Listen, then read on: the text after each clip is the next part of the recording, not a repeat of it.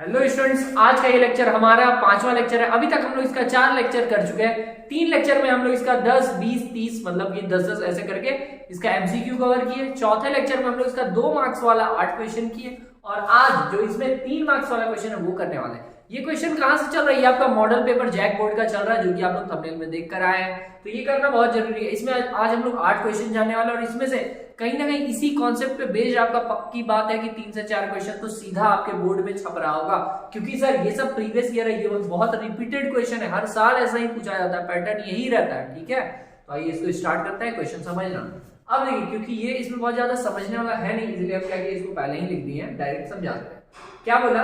सिद्ध कीजिए कि 3 + 4√5 एक अपरिमेय संख्या है। ये क्वेश्चन तो बहुत ट्रेंड में चलता है, ऐसा क्वेश्चन, या फिर बस सिर्फ दे देके √2 को प्रूव कीजिए, √3 को प्रूव कीजिए अपरिमेय, ऐसा बहुत पूछा जाता है। इस पे हम वीडियो नहीं बनाए, इसका हम सेपरेट वीडियो बना के अपलोड कर देंगे। ठीक है, अब बोला कि 3 + 4√5 को एक अपरिमेय संख्या प्रूव कीजिए।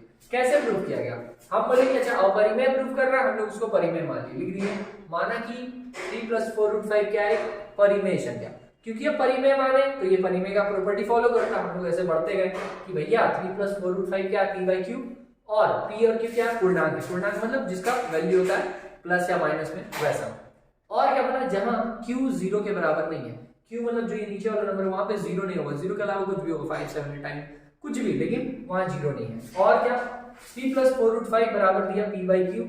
अब हम लोग क्या किए, ये जो 3 इधर प्लस में था इसको इधर भेज दिए माइनस में, फिर यहाँ 4√5 बराबर ऐसा बच गया।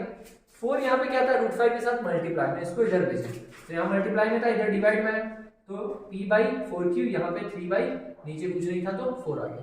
क्लियर बात? अब ये जो नंबर है ये तो एक क्या है?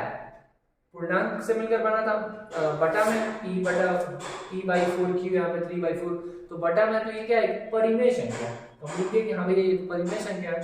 और बच्चे को पता है कि ये रूट में वाला कोई भी नंबर होता है जो रूट से बाहर नहीं निकल पाता है, उसको हम लोग अपरिमेय बोलते थे। तो ये एक अपरिमेय है और ये एक परिमेय है। इसको सॉल्व किए, बोले कि भैया p/4q - 3/4 जो है वो एक परिमेय संख्या है।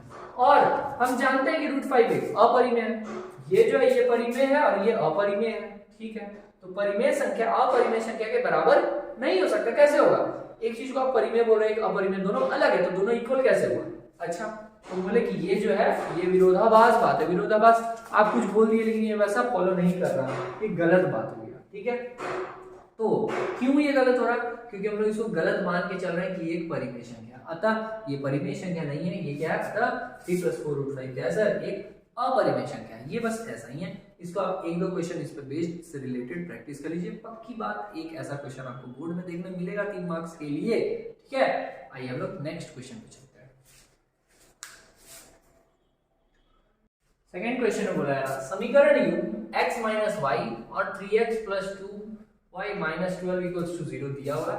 बोला जा रहा है को ग्राफीय विधि से हल कीजिए। इसको हल करना है हमको कैसे? ग्राफीय विधि। ग्राफीय विधि से हल करने का मतलब समझ लीजिए कि जैसे ये x एक्सिस, ये y एक्सिस था, मतलब ये x एक्सिस और ये y एक्सिस था, इस पे जो ग्राफ बनेगा, क्योंकि ये 2 लाइन है तो 2 तो ग्राफ बनेगा, 2 तो लाइन ड्रॉ होगा। ऐसे मान लीजिए एक लाइन यहाँ ड्रॉ होगा और एक लाइन मान लीजिए यहाँ ड्रॉ होगा, तो जो ये पॉइंट होगा ना, इसी पॉइंट को बोलेंगे इसका सॉल्यूशन, x और y का जो वैल्यू होगा। ठीक है, तो ग्राफ से हमको ड्रॉ करके सॉल्व करके बताना होगा।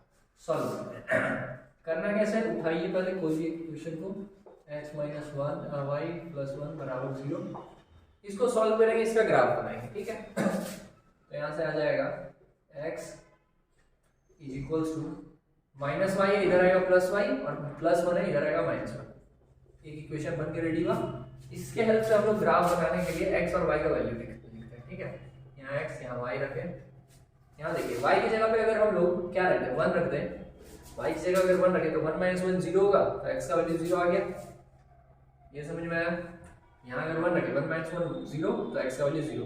अब यहाँ अगर 2 रखते y की जगह तो 2 में से 1 गया, 1 बचेगा, तो x का वैल्यू 1 है। क्लियर है बात? तो एक हम लोग लाइन ड्रॉ कर सकते हैं, कर दे नहीं अभी रहने देते हैं, दूसरा बना लेते हैं। सेकेंड वाला इक्वेशन क्या था? 3x + 2y - 12 = 0। यहाँ से 3x बराबर -12 है, इधर +12 + 2y है तो -2। अच्छा, और कुछ खास नहीं। अब हम लोग इसको यहाँ से भी सॉल्व कर सकते हैं, चाहे तो 3 को उधर भेज देंगे, 12 - 2y/3। अब इसका अलग बनेगा बॉक्स, यहाँ पे फिर y का वैल्यू रखते हैं, y की जगह पे क्या रखा जाए, अगर 0 रखते हैं, y की जगह पे अगर 0 रखेंगे तो क्या जानने में हमको, यहाँ 0 है तो 12 में से 2 इंटू देखो 12 माइनस 2 इंटू y का वैल्यू 0 बाई 3, तो क्या हो जाएगा 12 पर 12, 2 को 0 से मल्टीप्लाई किया 0 और नीचे 3, 12 को 3 से डिवाइड करने पर 4 आया, x का वैल्यू 4 हो गया। अब y की जगह और क्या रखा जा सकता है, y की जगह पे हम लोग अब रख सकते हैं 1 रख दें, 2 रख दें तो 6, हाँ 2 रख देते हैं, y की जगह अगर हम लोग 2 रखते हैं तो देखिए 12 माइनस 2 इंटू वाई, वाई का वैल्यू 2 था और नीचे में 3, तो 12 पर 12 2 2 जा 4 माइनस, अरे रे अरे रे अरे रे अरे रे, काम नहीं होगा, 2 ना रख के यहाँ 3 रखते हैं, ठीक है 2 काम नहीं होगा, 3 रखते हैं, 3 2 जा 6, तब जाके हम 6/3, 12 में से 6 गया 6 और बटा 3, अब ना ये कट के 2 आएगा आंसर, तो x का वैल्यू, जब यहाँ y की जगह पे 3 रख रहे हैं हम लोग तो x का वैल्यू 2 मिल रहा है हम लोग, ठीक है। अब हम लोग इसका ग्राफ दोनों का ड्रॉ करेंगे और उसका आंसर निकालने का कोशिश किया जाएगा, इरेज किया, अब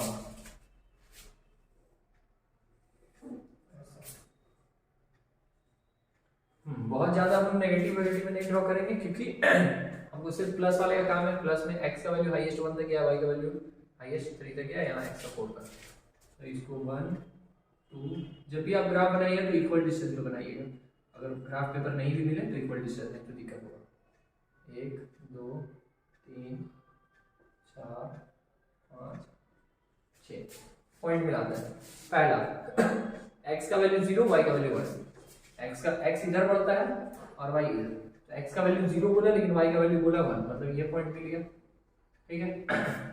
सेकंड x का वैल्यू बोला जरा 1, x का 1 और y का वैल्यू 2, मतलब ये पॉइंट ये, ठीक है, तो इन दोनों को मिला के एक लाइन ड्रॉ करेंगे तो वो हो जाएगा, ड्रॉ कर देगा, अरे रे अच्छा हो गया, आप लोग तो स्केल से बनाइए तो थोड़ा आसान हो जाएगा, ठीक है, लेकिन ये थोड़ा कष्ट है वो भी प्रॉब्लम होता है, ऐसा अब सही है। ये एक इक्वेशन का मेरा बन गया, दूसरा ड्रॉ करते हैं, दूसरा का क्या बोला, x का वैल्यू 4 और y का वैल्यू 0, मतलब x 4 पे है, y का वैल्यू कहीं नहीं है, यहीं पे रहेगा, ठीक है, x का वैल्यू 4 था तो y ऊपर नीचे कहीं नहीं है, ठीक है, और x का वैल्यू 2 पे, x का वैल्यू 2 पे, y का वैल्यू 3 पे था, y का वैल्यू 3 पे, x का वैल्यू 2 पे, y का वैल्यू 3 पे, करीब करीब ये पॉइंट, ठीक है, इन दोनों को हम लोग x का वैल्यू ऐसा, अब इसको हम लोग ऐसे मिला दे रहे हैं,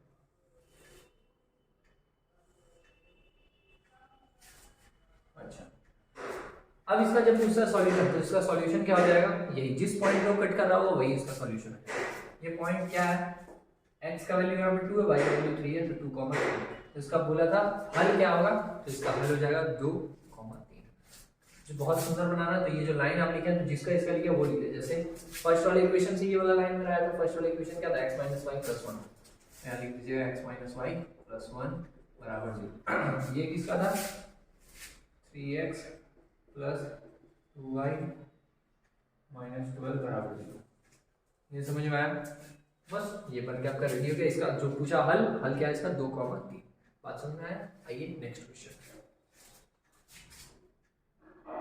41 नंबर में बोला जा रहा है किसी 80 का 17वां पद उसके 10वें पद से 7 अधिक है, ठीक है, 17वां पद क्या था, जैसे कि कोई सा भी अगर आप एपी लिखते हैं तो उसमें क्या होता है, फर्स्ट टर्म, सेकंड टर्म, मतलब पहला पद, दूसरा पद, तीसरा पद, ऐसे चलते रहता है, ठीक है, तो इसी में चलते चलते 10वां पद भी आया होगा और 10 चलते चलते 17वां पद भी आया होगा, सही है, तो वही बोला गया कि जो इसका 17वां पद है ना वो इसके 10वें पद से कितना ज्यादा है, 7 अधिक है, ओके, तो इसका सारांतर ज्ञात कीजिए, सारांतर मतलब डी, तो मतलब पहले बोला गया इसका 17वां पद मतलब ए 17 जो है वो इसके 10वां पद से कितना अधिक है, 7, मतलब जो अधिक है उसमें से कम वाले घटा के कितना आ रहा है, 7, समझा बात, जो अधिक था 17वां पद अधिक है, 10वां पद कम है, तो 17वां पद कितना अधिक है, तो अधिक वाले से कम वाले घटाएं 7 आ गया, क्लियर।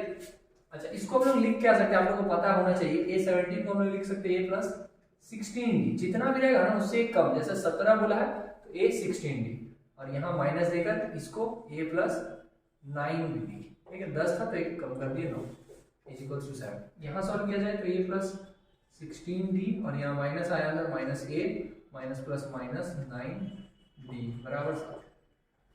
यहाँ तक कोई दिक्कत नहीं। आगे क्या समझिए, ये प्लस a है और ये माइनस a है, खत्म। 16 में से नॉट और d चला गया, कितना d 7d is equal to 7। अब d बराबर क्या होगा, 7 7 कट गया, कुछ नहीं बना है, तो सारांतर पूछ रहा था d से जिसको दिखाया जाता तो d आपका निकल गया, ठीक है। ये नेक्स्ट क्वेश्चन में 42 नंबर में बोला जा रहा वह अनुपात ज्ञात कीजिए जिसमें बिंदु हो a पे बोला गया, मतलब दो बिंदु बताया जा रहा है, एक तो a है तो यहाँ लिख दिए मान लीजिए a 1, -5 और b, यहाँ से ड्रॉ की एक लाइन b, ठीक है, -4, 5 को मिलाने वाले रेखाखंड x अक्ष पे से विभाजित होता हो, ठीक है। एक ऐसा पॉइंट बताना जो किससे विभाजित होता हो, x अक्ष। देखिए जैसे ये ऐसा था, ये x अक्ष गया, ये y अक्ष गया। अब एक जो ये लाइन था ना, मान लीजिए यहाँ से यहाँ ये लाइन है, इसको ये कहाँ पे विभाजित हो रहा था, x अक्ष पे। तो समझिएगा बात, अगर x अक्ष पे कोई विभाजित होता है तो इस पे x का कुछ तो वैल्यू होगा, ठीक है, x का कुछ तो वैल्यू होगा, लेकिन इस पे y का कोई वैल्यू नहीं होगा। क्यों, y का होता है जब ऊपर या नीचे जाता है, लेकिन x अक्ष पे तो ना ऊपर या ना नीचे, तो y का वैल्यू यहाँ पे क्या जाता है, 0 हो जाता है, ठीक है। तो बोला गया विभाजित होता हो तो उसका अनुपात ज्ञात करना है। अच्छा, तो ये किस रेशियो में डिवाइड हो रहा हो, तो हमको एक तो ये समझना है कि जहां पे एक पॉइंट लेंगे उसको हम क्या बोलेंगे, x, 0। पूछा क्या गया, इसका रेशियो m1 और m2, मतलब जो ये अनुपात है किस रेशियो में बटा हुआ वो पूछा। चलिए इसको निकालते हैं। ये अनुपात निकालने वाला फॉर्मूला क्या होता था कि जैसे ये x निकाला या y निकाला, उसका फॉर्मूला था वही फॉर्मूला से ये सीधा बन जाएगा। अब देखिए x वाले को लगा के नहीं बनाएंगे, इसको y को लगा के निकालेंगे। क्यों, क्योंकि y का आपको वैल्यू यहाँ पे पता है 0, जबकि x का वैल्यू नहीं पता है, ठीक है। तो अगर हम y का फॉर्मूला लगाते हैं तो y इक्वल्स टू होता था y1 plus y2 by 2, sorry m1, अच्छा m1 y2 plus m2 y1 और बाई m1 प्लस m2, ठीक है। अब यहाँ m1 m2 क्या है, m1 m2 तो वही अनुपात जो ज्ञात करना है, और इसको हम बोलते थे, ये होता था मेरा x1, ये होता था मेरा y1, ठीक है, और ये होता था x2, ये होता था y2, ठीक है। अब पहला में क्या बोला, m1 y2, अच्छा y का वैल्यू पहले क्या है, और ये x और ये y होता था, x का वैल्यू तो x है, y का वैल्यू क्या है 0, y की जगह हम रख दिए 0। m1 y2, m1 का वैल्यू नहीं पता, लेकिन y2 का वैल्यू क्या है 5, 5 को m1 से मल्टीप्लाई किया तो क्या हुआ 5m1, ठीक है, प्लस m2 y1, m2 को y1 से, y1 क्या है यहाँ पे -5 है, तो -5 को m2 से करना तो यहाँ हो जाएगा -5m2। नीचे में m1 m2 तो वैसा ही है, अगर इस पूरे डिवाइड वाले इधर मल्टीप्लाई में भेज दे तो ये क्या होगा m1 प्लस m2 जो है वो किससे मल्टीप्लाई होगा, आके 0 से होगा। यहाँ पे y का वैल्यू 0 था, ये डिवाइड वाला इधर आया, 0 से मल्टीप्लाई होगा, ये पूरा 0 से मल्टीप्लाई होगा 0, यहाँ पे फिर क्या बचा 5m1 माइनस 5m2, ठीक है, माइनस में इसको इधर बुलाइए, प्लस हो गया, प्लस 5m2 जो था ये इधर आ गया, इज इक्वल्स टू 5m1। हमसे पूछा क्या गया m1 m2 का रेशियो, मतलब m1:m2, इसका मतलब क्या होता है कि ऐसे बटा m1/m2, ये पूछा गया। निकालेंगे कैसे, यहाँ पे m1 है, यहाँ m2 को उधर भेजेंगे अगर, और ये 5 को इधर, तो जैसे यहाँ पे 5 था पहले से, ये जो उधर गुना वाला था ये इधर डिवाइड में आया बराबर के इधर, यहाँ m1 था, m1 लिखे, ये m2 मल्टीप्लाई वाला, ये इधर m2 डिवाइड में आ गया। क्लियर है बात, इसको काट दिए तो 1 1 आ गया, तो हम बोलेंगे क्या कि भैया m1/m2 कितना आया 1/1, इसका मतलब क्या कि m1 रेशियो m2 कितना है 1:1, ये हो गया आंसर। क्लियर है, ये अनुपात पूछा गया था, समझ में आया। आइए पढ़ते हैं आगे। 43 में बोला जा रहा बिंदु ए का पॉइंट यदि बी सी तीनों को बता दिया, से बनने वाले त्रिभुज का क्षेत्रफल ज्ञात कीजिए। इन तीनों से मिलकर जो त्रिभुज बन रहा होगा उसका क्षेत्रफल बनाते हैं। पहले तो कोऑर्डिनेट बना देंगे। अच्छा -5 तक भी आया है, तो इधर भी लंबा रखना होगा, ठीक है। x का है ये -5 और फिर +5 गया, ठीक है, और y का है ये -1 -5 और 2। अच्छा y के भी माइनस में गया है -5, ठीक है। तो हमको इसका एरिया निकालना है। पहले हम क्या करेंगे, इसमें दिखा देंगे वो सब पॉइंट को। पॉइंट क्या पहला, अगर ए को दिखाना -5 और -1, एक्स का नेमिंग कर दे पहले 1 2 3 4 5 6, इतना काफी है। इधर -1 -2 -3 -4 -5 और -6 काफी है। और y का वैल्यू भी -5 तक गया है, इसलिए आप -1 -2 -3 -4 -5 -6 7 यहाँ पे 1 2 3 4 5 6। अच्छा, अब आगे इसको पहले पॉइंट निकाल जाए। x का वैल्यू -5 मतलब यहाँ, और y का वैल्यू यहाँ दिया -1, मतलब कि एक पॉइंट यहाँ पे आ रहा है। ठीक है, एक पॉइंट ये मिल गया हमको, पॉइंट ए। फिर पॉइंट बी का x का वैल्यू 3 और y का वैल्यू -5, 3 है और ये -5 आया, तो यहाँ से 3 यूनिट गया है ये पॉइंट। अच्छा, तीसरा x का वैल्यू 5 और y का 2, x का वैल्यू 5 और y का वैल्यू 2,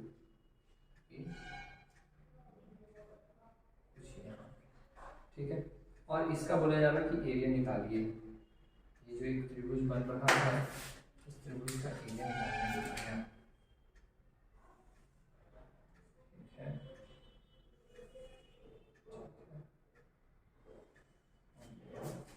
ठीक है। ठीक है, क्षेत्रफल निकालने के लिए हम लोग यहाँ पे फॉर्मूला लगा देंगे, ये वाला। और ये फॉर्मूला कहाँ से आया, कैसे आता है, तो अब डेरिवेशन तो नहीं बता सकते, लेकिन ये आपका 7.3 एक्सरसाइज में पढ़ना होता है। इस पे हम इसके बेसिस पे ये वाला सब निकाल सकते हैं, ठीक है। अच्छा, अब इसमें x1 y1 वगैरह क्या है वो समझा दे रहे हैं। जैसे कि इसमें 3 पॉइंट था, ए कितना दिया था -5 और -1, तो बस इसको आप मानिए x1, इसको मानिए y1, ठीक है। बी वाला क्या था 3, -5, तो इसको आप मानिए x2, इसको मानिए y2। सी पे क्या था 5, 2, इसको माना जाए x3, इसको माना जाए y3। बात सब समझ में आ गया। अब फॉर्मूला पर पुट कर देंगे, आंसर आता चला जाएगा 1/2 ब्रैकेट में x1 क्या था सर, x1 था -5, तो यहाँ -5 रखें, ब्रैकेट में y2 -y1 y2 है -5 और y2 -y3 है ना, -5 और -2 हो जाएगा। यहाँ पे आएगा -5 और माइनस ये माइनस और y3 का वैल्यू था मेरा 2, तो यहाँ 2 रख दिया, ठीक। प्लस x2 क्या है, ये x1 था, ये x2 है क्या 3, तो यहाँ रखेंगे 3 और ब्रैकेट में फिर हो जाएगा y3 -y1। y3 क्या, y3 यहाँ पे 2 था, 2 और -y1 का वैल्यू है -1। तो देखिए फिर यहाँ पे माइनस आ जाएगा, तो माइनस तो प्लस से होगा ना, तो डायरेक्ट यहाँ लिख देंगे +1, ठीक है। प्लस इसको कवर कर लिया हम लोग। अब यहाँ x3 का वैल्यू क्या है, यहाँ पे 5 रखा गया 5 और ब्रैकेट में आ जाएगा y1 -y2। y1 का वैल्यू था -1 और y2 का वैल्यू भी है -5, फिर यहाँ -5 रखेंगे तो माइनस प्लस होगा, तो डायरेक्ट +5, ठीक है। ब्रैकेट सॉल्व करते हैं, 1/2 ब्रैकेट -5 को इधर से गुणा करेंगे, -5 -2 -7 प्लस यहाँ 3 और 2 + 1 3 प्लस 5, इन दोनों कैलकुलेट करेंगे तो 4, 5 में से क्या 4, बस हम लीजिए सॉल्व 1/2 ब्रैकेट में 7 + 5 35 माइनस प्लस 35 3 3 9 5 और 20। अच्छा, यहाँ 1/2 इंटू ये सबको जोड़ दिया जाए, 9 पर 14 का 4 एक हाथ में, 9 एक हाथ में, तो 2 1 3 3 3 6, इसको इससे काट दिए 32, आंसर आ गया 32।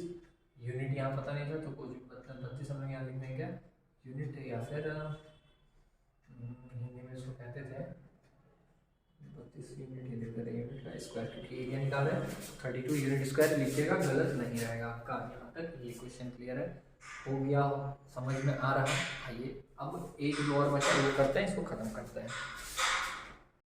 44 में बोला गया सिद्ध कीजिए ये जो है इसके बराबर है। ये आपका 8.4 का क्वेश्चन है, ये आप नहीं किए तो ध्यान से कीजिए, इंपॉर्टेंट है। इसमें 10 क्वेश्चन बताया जाता है, 10 कर लीजिएगा भैया, उससे एक क्वेश्चन पक्का आएगा आपका, ठीक है। जैसे ये दिया हुआ इसको बोला सिद्ध कीजिए उसके बराबर, हम लोग क्या करेंगे, एलएचएस लेकर चलेंगे, लेफ्ट हैंड साइड वाले को लेकर चलेंगे, उधर वाला प्रूफ कर देंगे। ये जैसा का तैसा रख दीजिए या वहीं रखा हुआ इसी में करके डायरेक्ट देखिए, क्योंकि ये रूट में है ना, पहला दिमाग में आना चाहिए कि आंसर जो है वो रूट में नहीं है, जो प्रूफ करना है वो रूट में नहीं, लेकिन ये रूट में, तो इसका रूट हटा है।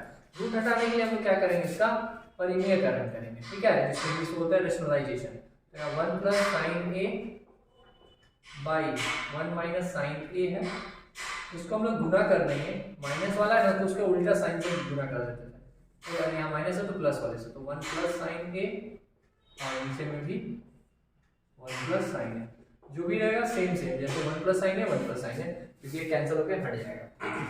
अब इसके बाद क्या होगा, रूट में ही है ये, अगर तो अगर ध्यान से देखा जाए तो यहाँ क्या 1 प्लस साइन ए और यहाँ पे भी 1 प्लस साइन है, सेम चीज है, तो यहाँ हो जाएगा 1 प्लस साइन ए का होल स्क्वायर, और नीचे देखिए a प्लस 1 माइनस साइन है 1 प्लस साइन है, मतलब क्या a minus B a plus B, आ रहा ना, फॉर्मूला होता है मेरे भाई a minus B into A plus B. इसको आगे पीछे भी लिख सकते हैं, पहले a प्लस बी और फिर a माइनस बी भी लिखिए, गलत नहीं है।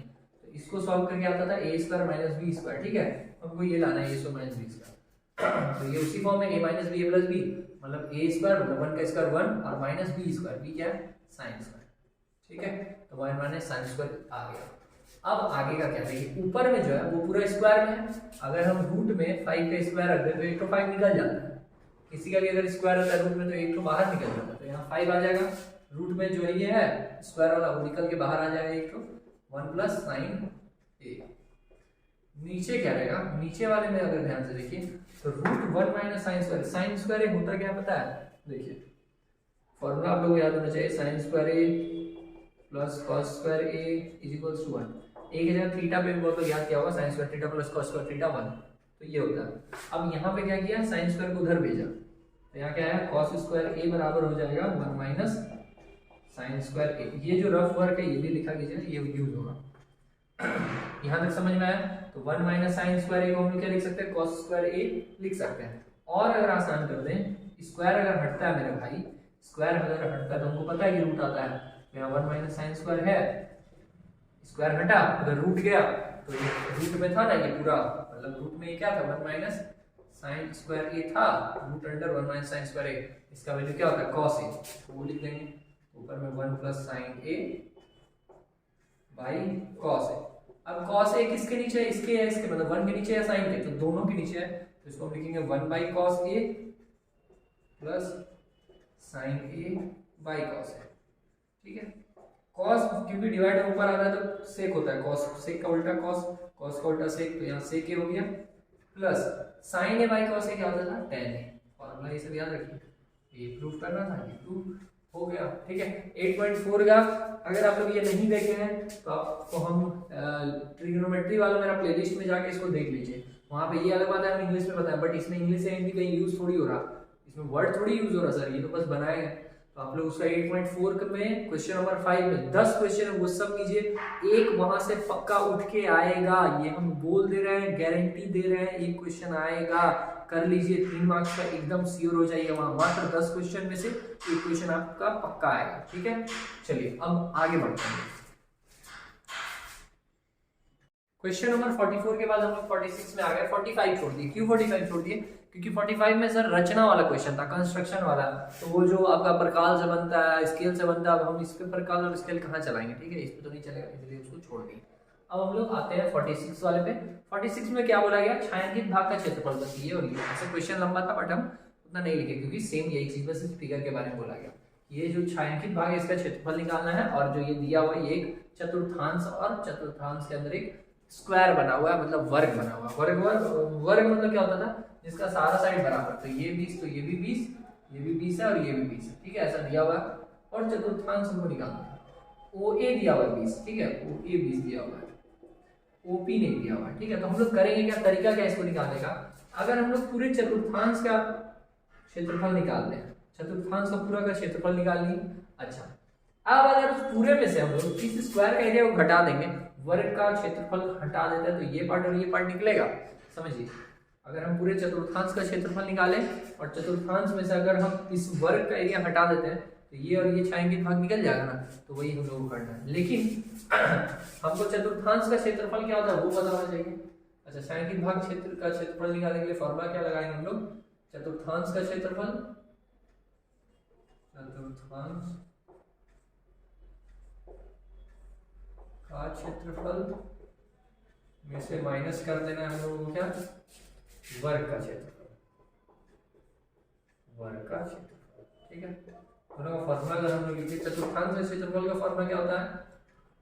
पूरे सर्कल का होता है पाई आर स्क्वायर। तो ये उसका एक पार्ट है तो क्या हो जाता है इसका? पाई आर स्क्वायर बाई 4 हो जाता है। ठीक है, तो यहाँ आ जाएगा पाई आर स्क्वायर बटा 4। अच्छा, वर्ग का स्क्वायर क्या होता था? वर्ग का होता था भुजा का स्क्वायर। ठीक है, भुजा में भुजा या भुजा का स्क्वायर। यहाँ वैल्यू तो हो जाएगा, प्रूफ तो कर देंगे, सब बना देंगे, लेकिन रेडियस है कितना इसका? जो इसका त्रिज्या दिया हुआ आर वो है कितना? त्रिज्या तो पता नहीं है। त्रिज्या का मतलब क्या? ये जो ओपी होगा, ये जो ओक्यू होगा, यही है ना। ओ से लेकर कोई सा भी जो इसका बाउंड्री पर डिस्टेंस है वही इसका त्रिज्या है। हमको नहीं पता, हम लोग निकालेंगे कैसे? हमको एक बात पता है कि ये जो है इसका क्या है? विकर्ण है। अगर ये एक स्क्वायर है, अगर ये एक वर्ग है, तो ये इसका क्या है? एक विकर्ण। विकर्ण का लंबाई कैसे निकलेगा? समझिए, ये और ये हमको पता। अगर आप इसमें आइए, ओ ए बी क्या एक त्रिभुज बन रहा ना, हम बोल देंगे साइड में बना दे रहे हैं इसको हटा के, ओ ए बी एक त्रिभुज बन रहा। कौन सा त्रिभुज? ये बन रहा है आपका समकोण त्रिभुज। समकोण क्यों? क्योंकि यह 90 डिग्री है। तो हम बोलेंगे क्या कि 90 के सामने वाला भुजा को कहते थे हाइपोटेनस। एच स्क्वायर बराबर P square plus B square, क्या है ये? Pythagoras theorem. अब हम इस भुजा को पता करेंगे, क्योंकि ये पता हमको 20 है और ये भी पता हमको 20 है, तो ये पता कर लेंगे। तो देखिए, आप लोग सॉल्व अगर कीजिएगा, हम डायरेक्ट लिख दे रहे हैं कि ये 20 और ये 20 है ना, तो ये हमेशा 20 से √2 आएगा। ठीक है, ये चीज याद रख लीजिए कि अगर कोई सा भी दो इक्वल साइड दिया हुआ ना, मान लीजिए ये 10 और ये 10 है, ये 10 और ये 10 है, तो ये 10√2 हमेशा याद रखिए बस। अगर ये 15 और 15 तो ये 15√2 होगा। सिंपल, आप सॉल्व कर लीजिए, वही आएगा। ठीक है, तो हमको वो पता चल गया कि उसका रेडियस मतलब त्रिज्या कितना है? 20√2। अब पाई की जगह बोला था वैल्यू रखने 3.14, रखा जाए 3.14 गुने आर कितना? 20√2 का स्क्वायर और नीचे है 4 बराबर भुजा का स्क्वायर। भुजा है कितना यहाँ पे? 20 माइनस देकर, सॉरी माइनस 20, तो भुजा का स्क्वायर 20 का स्क्वायर कर देंगे। यहाँ पे 4 से इसको काट दे, क्या चले? अगर काटते तो यहाँ 1.57 आया, 1.57, और यहाँ 2 बचा हुआ। 20 का स्क्वायर करेंगे तो 20 गुने 20 और √2 का स्क्वायर करेंगे, √2 × √2 2 हो जाता है। नीचे एक तो 2 बचा था, 2 से 2 कट गया, माइनस 20 का स्क्वायर कितना? 400। अब आगे का क्या करें? इन दोनों गुना करेंगे 400 आएगा, मतलब 1.5 गुने 400 और माइनस 400। तो यहाँ भी 400, यहाँ भी 400, 400 ले लो कॉमन। 400 जैसे ही कॉमन है बचा के 1.5, ये पूरा कॉमन है, इसके जब 1.5 और ये भी कॉमन है तो यहाँ पे कुछ नहीं तो 1, तो हम यहाँ रखेंगे 400 और गुना 1.5 में से 1 को अगर घटा देते हैं, ओके 1.57 था पूरा लिखते हैं, तो यहाँ 1.57 में से इसको घटा देते हैं 0.57 आ गया। ठीक है, अब हम लोग करेंगे क्या? यहाँ डेसिमल हटा देंगे तो 2 0 आया, 2 0 से 2 0 काट दिए, तो यहाँ 4 गुने 57 आ गया। अब 57 को अगर 4 से गुना कर दें हम लोग तो 228, तो यहाँ आ गया 228 सेंटीमीटर में था, तो सेंटीमीटर का स्क्वायर। ये क्या आ गया? ये आपका छायांकित भाग का क्षेत्रफल निकल गया। क्लियर है? उम्मीद है ये आपको समझ में आया। इसके बाद एक लेक्चर बचा इस सीरीज का, उसके बाद ये सीरीज हमारा पूरा खत्म हो जाएगा। इसके बाद हम, जैसा कि पता है आप लोग, हम सीबीएसई वालों का वीडियो बना रहे थे बाकी चैप्टर्स का, तो वो हम बनाते रहेंगे। और आप लोग लेकिन बता दीजिए कि हाँ और क्या चीज़ बनाया जा सकता है। हम डाले हैं ऑप्शन में कि आप अब हम 1 शॉट बनाए या डिटेल्ड वीडियो बनाते रहें, या फिर अभी हम मॉडल पेपर और करवा दें, या फिर हम अभी सैम्पल पेपर जो सीबीएसई द्वारा है वो करवा दें। ठीक है, तो वो आप बताइए, वीडियो कैसा लगा कमेंट में जरूर बताइए, अपने फ्रेंड सर्कल में इसको शेयर कीजिए। ठीक है, तो इसको रखते हैं यहीं पे, मिलते हैं हम लोग नेक्स्ट लेक्चर में। अभी के लिए थैंक यू।